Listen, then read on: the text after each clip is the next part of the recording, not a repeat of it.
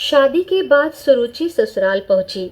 सारे कार्यक्रम खत्म होने के बाद 5-6 दिनों में सभी मेहमान एक एक करके वापस चले गए, लेकिन उसकी ननद और उसके 3 बच्चे 4 दिनों के लिए रुक गए।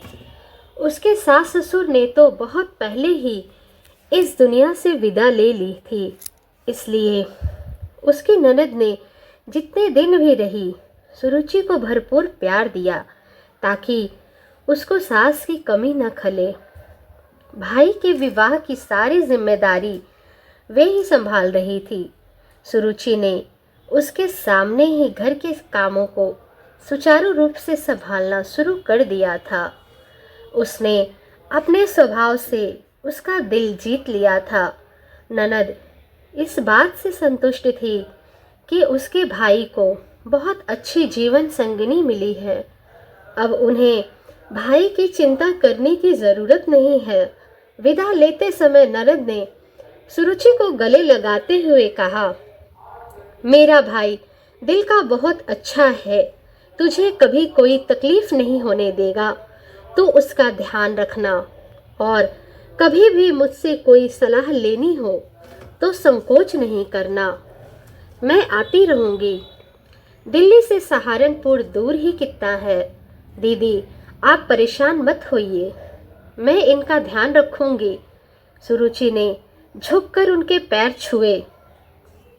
उसकी ननद तो ऑटो में बैठ गई, लेकिन बच्चे खड़े ही रहे।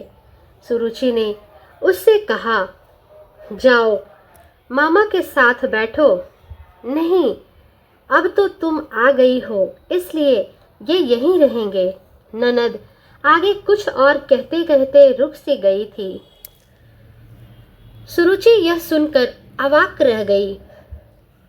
अभी विवाह को दिन ही कितने हुए हैं, इसलिए कोई भी सवाल करना उसे ठीक नहीं लगा। उनके जाने के बाद उसके दिमाग में सवालों के उमड़ना शुरू कर दिया था। कहीं दीदी इसलिए तो मुझ पर इतना स्नेह नहीं उड़ेल रही थी कि अपने बच्चों की जिम्मेदारी मुझ पर डालकर जाए। आज़ाद होना चाह रही थी। उनके छोटे से शहर में अच्छी पढ़ाई होती नहीं है, लेकिन एक बार मुझसे अपनी योजना के बारे में बताकर मेरी भी तो मर्जी जानती चाहिए थी। जल्दी से जल्दी अपने शक को दूर करने के लिए वह पति के ऑफिस से लौटकर आने का इंतज़ार करने लगी। सुंदर के आते ही उसने उसे चाय दी। उसके थोड़े रिलैक्स होते ही यह सोचकर कि उसे यह न लगे कि उसकी बहन के बच्चे रखने में उसे आपत्ति है, उसने धीरे से पूछा, दीदी के बच्चे यहीं रहेंगे क्या? दीदी के नहीं, वे मेरे ही बच्चे हैं। पत्नी की मृत्यु के बाद दोनों बच्चों को अपने पास रखकर उन्होंने ही उनको पाला है। तुम्हें क्या, तुम शादीशुदा हो, तुमने हमें पहले क्यों नहीं बताया? हमें धोखा दिया। अपने पति की बात पूरी होने से पहले ही वह लगभग चीखती हुई बोली। उसे लगा जैसे वह किसी साजिश की शिकार हुई है। इस स्थिति के लिए वह बिल्कुल तैयार नहीं थी। सुंदर भौचक सा थोड़ी देर तक उसकी तरफ देखता रहा, फिर धीरे से बोला, मैंने तुम्हारे भाई से सब कुछ बता दिया। उन्होंने तुम्हें नहीं बताया? मैंने तुम्हें धोखा नहीं दिया, फिर भी तुम मेरी ओर से आज़ाद हो, कभी भी वापस जा सकती हो। अब चौंकने की बारी उसकी थी। तो क्या मेरे अपने भाई ने मुझे छला है? उसको लगा उसके माथे की नसें फट जाएंगी।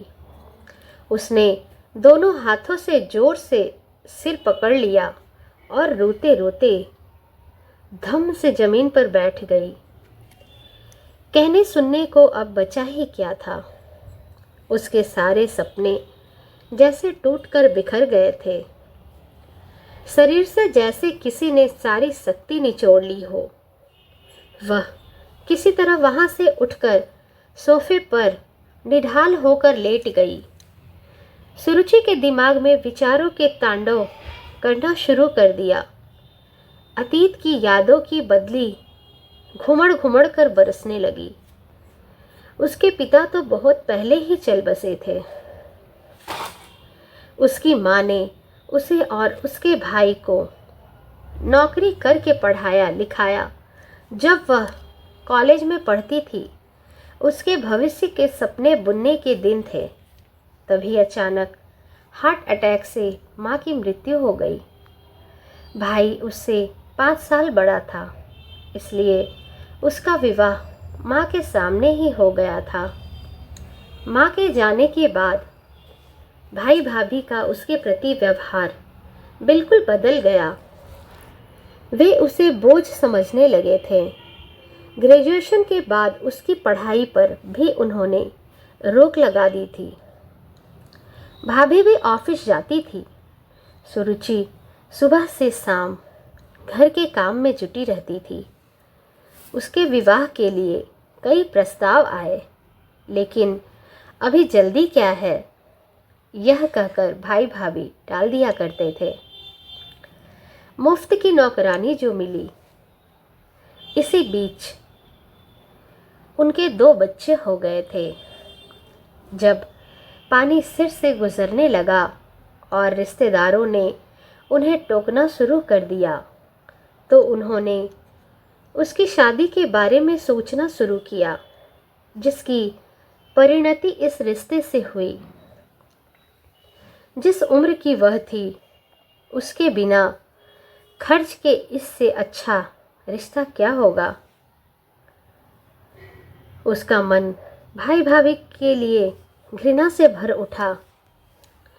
अचानक सुंदर को सामने खड़े देखकर उसके विचारों को झटका लगा।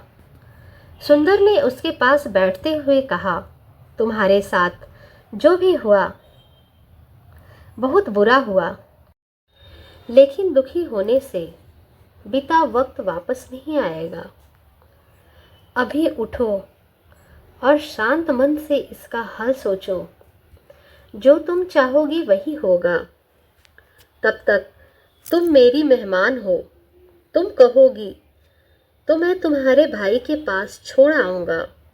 भाई के पास जाकर क्या होगा? यदि उन्हें मेरी खुशी की परवाह होती तो ऐसा करते ही क्यों? मुझे नहीं जाना उनके पास।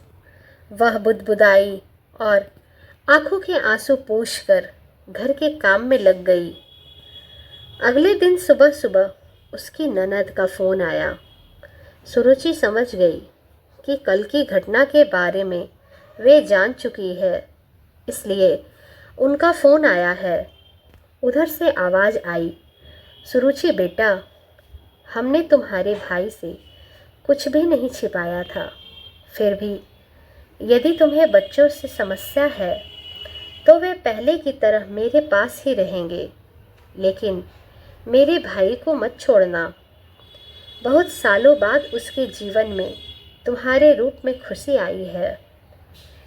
बड़ी मुश्किल से वह विवाह के लिए राजी हुआ था।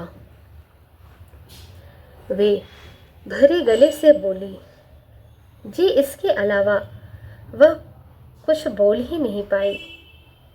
इससे पहले कि सुरुचि कुछ फैसला ले कर उन्हें बताए, उन्होंने ही उसकी सोच को दिशा दे दी थी। उसने नए सिरे से सोचना शुरू किया कि भाई के घर वापस जाकर वह फिर से उस नरकीय दलदल में फंसना नहीं चाहती और बिना किसी सहारे के अकेली लड़की की इस दुनिया में क्या दशा होती है, यह सब जानते हैं। यदि उसका विवाह किसी कुंवारे लड़के से होता तो क्या गारंटी थी वह सुंदर की तरह उसे समझने वाला होता। उसकी कोई गलती नहीं है, फिर भी वह उसे आज़ाद करने के लिए तैयार है। इतना प्यार करने वाली माँ, समान ननद कहाँ सबको मिलती है। भाई बहन का प्यार, जिसमें दोनों एक दूसरे की खुशी के लिए कुछ भी त्याग करने के लिए तैयार हैं, जो उसे कभी अपने भाई से नहीं मिला। बच्चे जो शुरू में उसे दूर से सहमे सहमे देखते थे, अब सारा दिन उसके आगे पीछे घूमते रहते हैं। इतने सुखी संसार को वह कैसे त्याग सकती है, जो खुशी प्यार और अच्छे रिश्तों से हासिल हो सकती है, बेशुमार धन दौलत या ऐसो आराम से नहीं मिल सकती।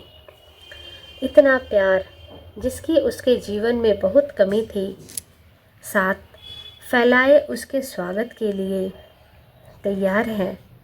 समाज में अधिकतर बहुओं को घर में निचला दर्जा दिया जाता है, वहाँ एक लड़की को विवाह के बाद इतना प्यार और मान सम्मान मिल जाए तो उसे और क्या चाहिए। उसे अपने समय से समझौता कर लेने में ही भलाई लगी। शुक्र, शक व चिंता की स्थिति से वह उबर चुकी थी। आत्मसंतुष्टि के लिए उसने दोनों बच्चों को अपने पास बुलाया और पूछा, बेटा मैं जा रही हूँ, तुम दोनों पहले की तरह अपने बुआ के साथ रहोगे ना? नहीं नहीं, वहाँ पापा नहीं रह सकते, हमें आप दोनों के साथ रहना है। आप हमें छोड़कर मत जाइए प्लीज़, आप हमें बहुत अच्छी लगती हैं। इतना कहकर दोनों सुबकने लगे। सुरुचि ने दोनों को गले से लगा लिया, उसका भी दिल भर आया। इतना तो उसे कभी उसके भतीजों ने महत्व ही नहीं दिया था, जिनको उसने वर्षों तक प्यार दुलार किया था। सुरुचि ने अपनी ननद को अपने फैसले से अवगत कराने के लिए फ़ोन मिलाया और बोली, दीदी मैं यहीं रहूँगी, कहीं नहीं जाऊँगी, दोनों बच्चे भी मेरे साथ रहेंगे। अभी उसकी बात पूरी भी नहीं हुई कि उसकी नज़र के पीछे खड़े सुंदर पर पड़ी, जो उस बात की बात सुनकर मुस्कुरा रहा था। आंखें चार होने पर वह नवयौवन सा शर्मा गई, भूल गई कि वह अपनी ननद से बात कर रही थी।